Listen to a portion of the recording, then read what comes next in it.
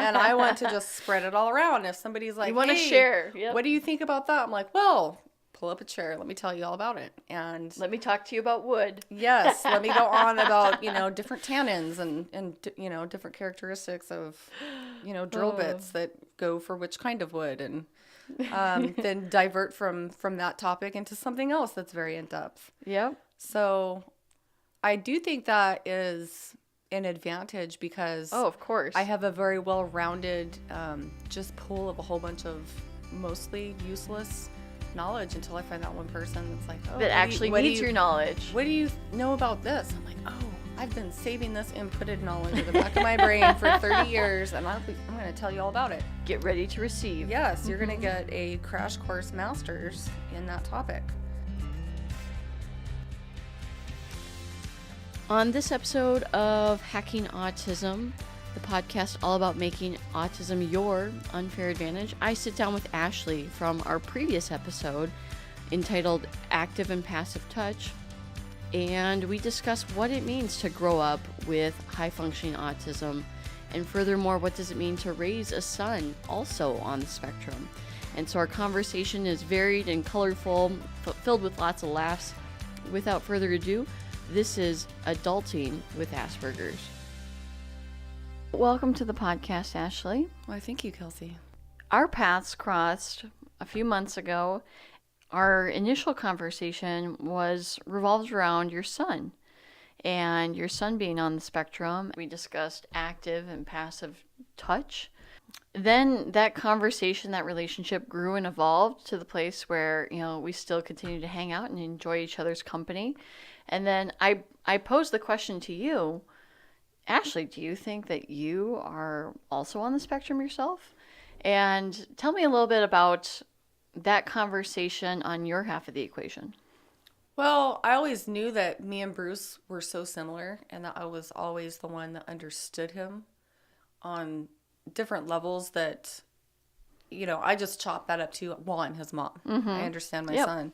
I didn't really, think of that as maybe I understand him so well because maybe I'm on the spectrum myself. And then in retrospect, looking at my life through school and through family and just growing up and just how kind of oddball I was compared to everybody else and the things that I would do, and it didn't bother me to be different. I didn't think that was a weakness. I viewed it as a strength. Sure. The whole sticks and stones may break my bones thing. I was raised on that, so I was like, well, not everybody's going to like you, and that's fine. I'm just still going to be me.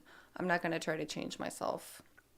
And I brought my son up in the same way, so that he can appreciate his unique strengths and the way that he is. Mm-hmm. And that though he may be different, and yes, there's a label for it now as ASD, that's not a bad thing. Mm-hmm. And that's not something that you should, not embrace. Mm-hmm. So it kind of was a huge weight lifted for me because it gave me an explanation of, oh, well, that is why I'm a little bit strange. Sure. A little different than others. A little odd, which I loved about myself. I still do. Not everybody might feel that way, but that's fine. Mm-hmm. Well, and I think that's how the two of us got along in terms of like the depth that you would go into on any given topic, naturopathic cures or treatments when my husband was sick, or how to deal with the dogs and whatnot. The level of detail that you went into on any of those topics, I was like, oh... ... I wonder, if her son's on the spectrum, I wonder if she's too. So that's kind of fun how that evolved and progressed over time, that Absolutely. Realization. So when it comes to, now identifying as being a person that is in fact on the spectrum, how do you see autism as your unfair advantage?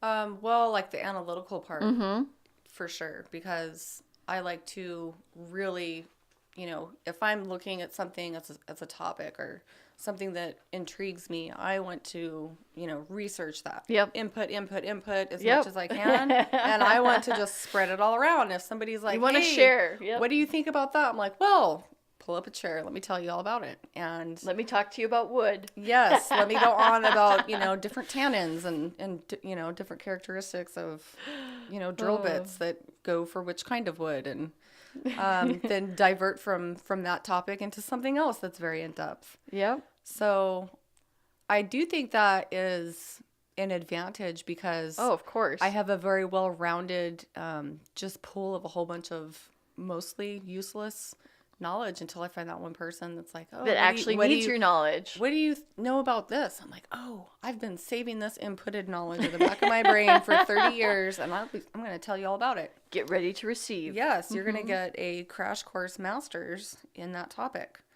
It is a challenge because I do wander from one topic to another. So it's great to have somebody else that can keep that pace. Sure. In a conversation that will pick up on that and then kind of help lead me back, which I think you are excellent at in our conversations. Well, thank you. You keep me on target, which is amazing and wonderful and much appreciated.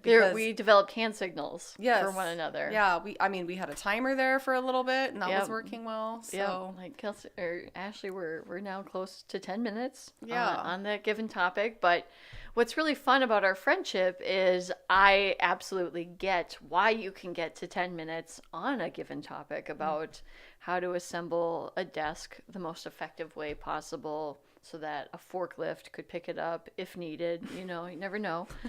And so I want to go back to growing up without that diagnosis. How old are you at this current time? How old I am 35. I will be 36 in a few months. Okay, so 36 and having that realization of, okay, I think this label does in fact identify with my personality, the way my mind works. Did you find the label to be helpful or restrictive as you started to internalize, like, hey, I might actually be on the spectrum like my son Bruce?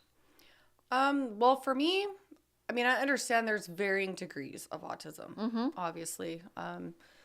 But for me, I just more thought of it as, well, that's just a, kind of a label that they put on a specific group of personalities of people. Sure. Especially very high functioning ASD, like me and my son and yourself.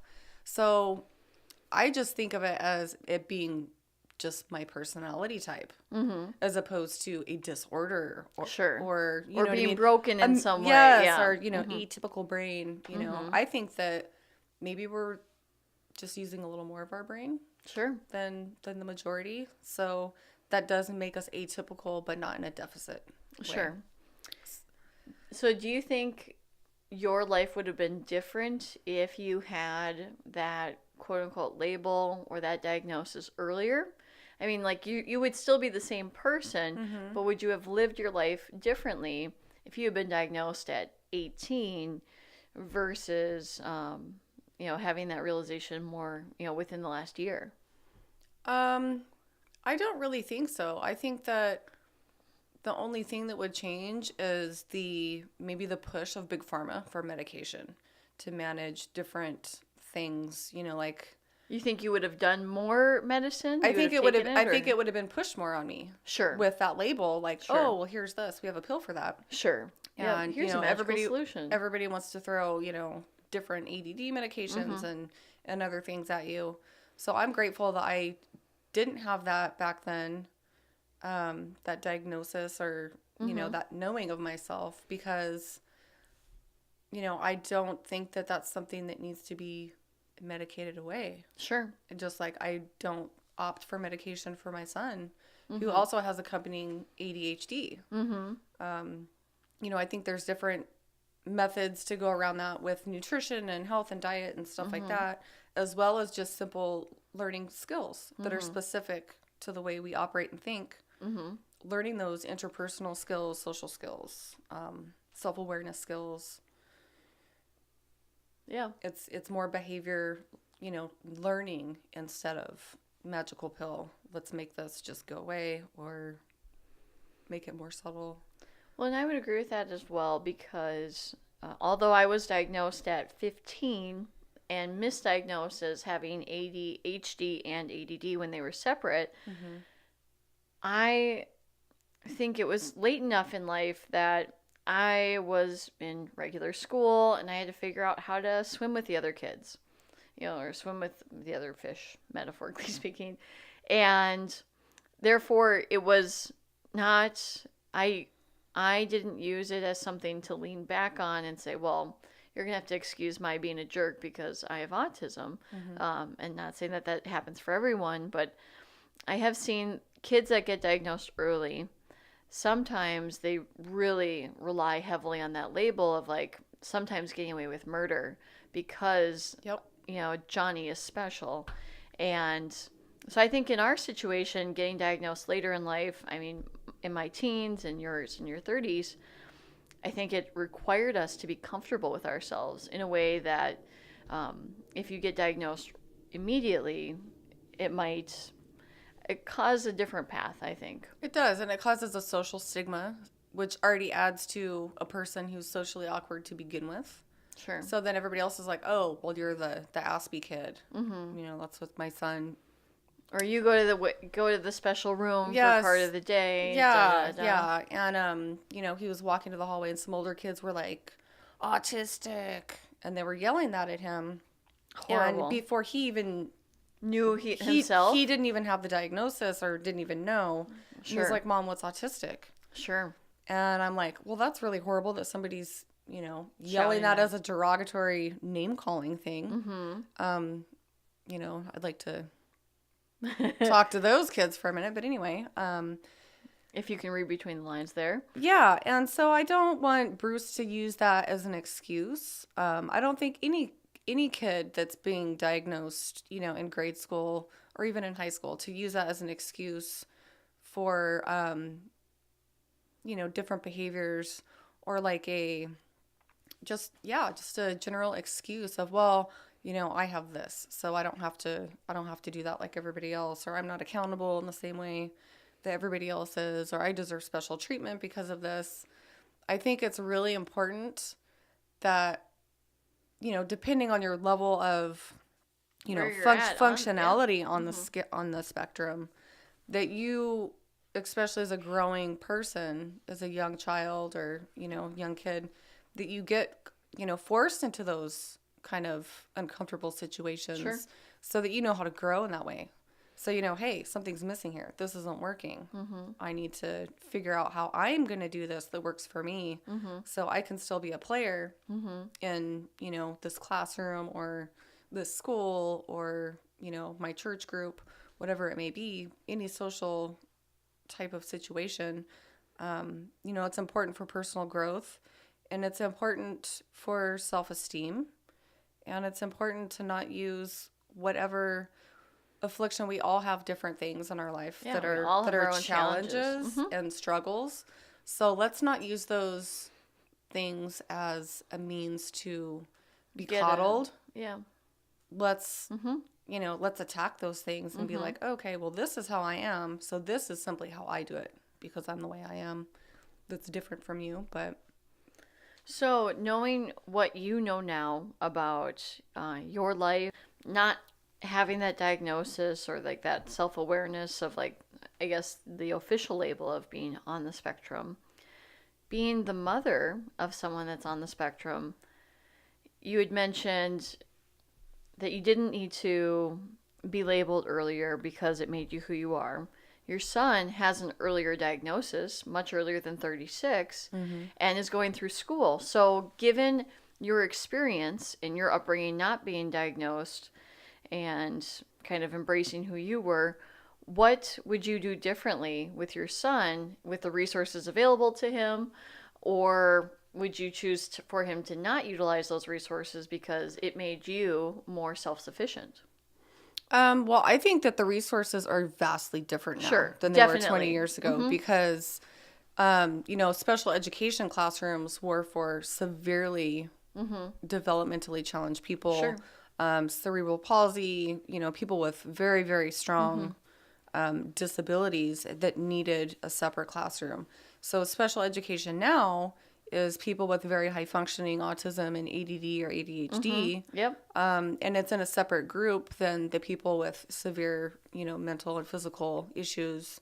So it's not all in the same pool like it was Sure. back then. So it's not like he's going into that class. You know, like kids used to say, "Oh, you should have rode the short bus," and that was like a derogatory thing back in the day because I remember we all comments know like that. the short bus comment. Yep.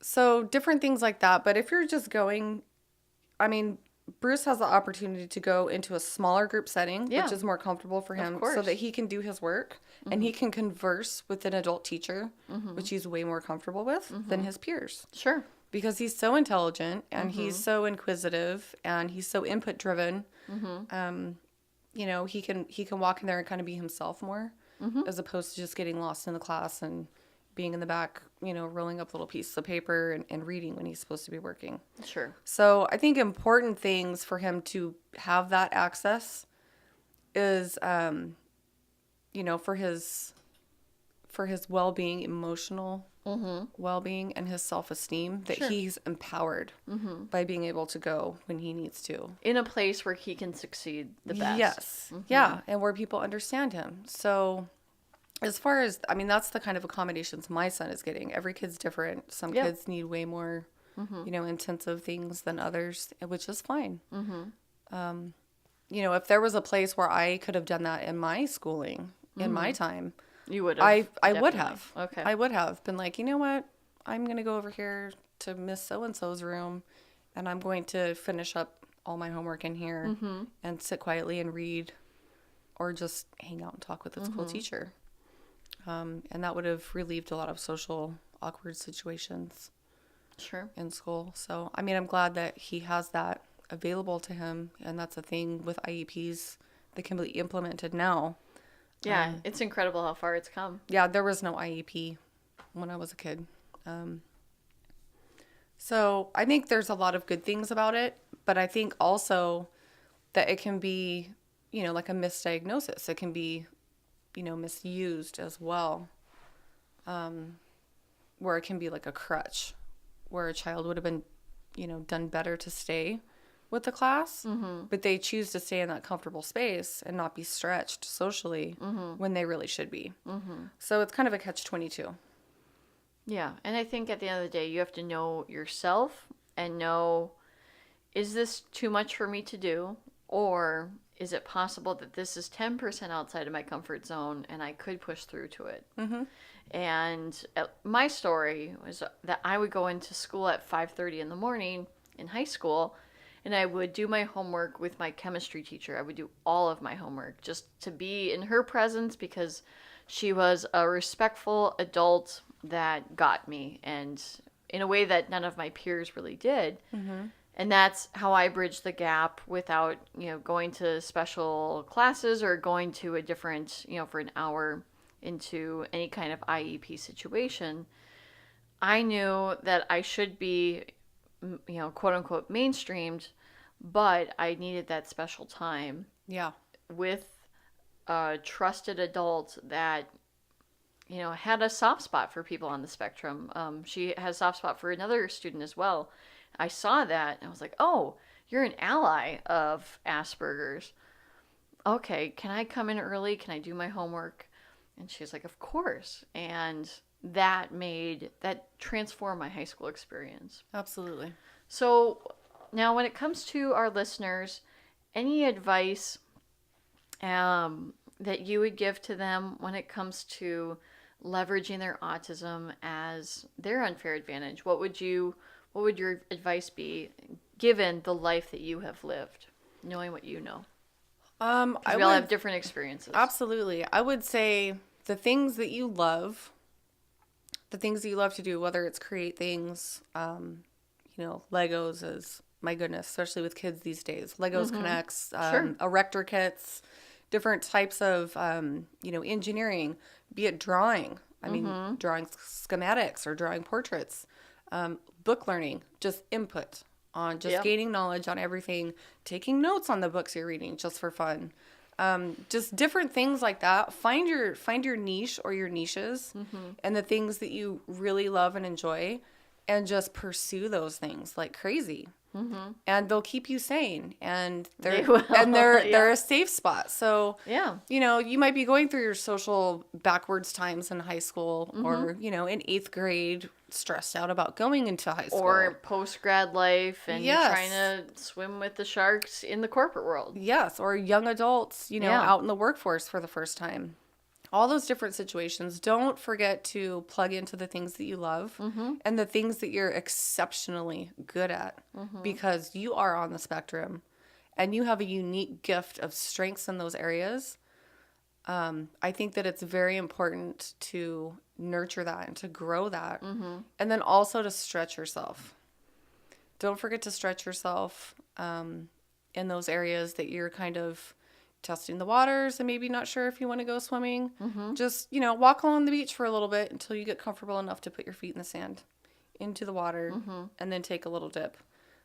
Even if it takes years, always stretch yourself. You'll be pleasantly surprised at how far you can get in a decade. And how much you might find a new niche.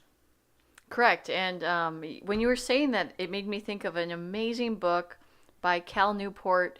The book is entitled So Good They Can't Ignore You. And it's a book that argues against the point of doing what you love, which is often preached in our culture. Instead, he argues, do what you are the best at. If you are the best at finance or drawing, architecture, engineering, things that might not be flashy, but if you can be the very best at that, you'll have the autonomy. You'll have the financial rewards that come with it. You'll have the emotional rewards because you are successful again and again and again. And so when you went through that list of suggestions, it's like, do what you're great at. And like, if you are excellent at video games, esports is a real thing that is becoming almost like a major league sport. So what if you could be the next ninja playing Fortnite? Who knows? And so I would challenge you, as you look at like what you love to do, could you go all in on that thing? Even if it is video games and your mom doesn't want you playing any more video games, it actually could turn out to be something more lasting than you think. Absolutely. I hope you enjoyed this episode of Hacking Autism. Lastly, I'd love to connect with you guys on Twitter. My handle is iHackAutism, or you can connect with me on Instagram under the handle Hacking Autism Podcast. And don't forget to keep hacking.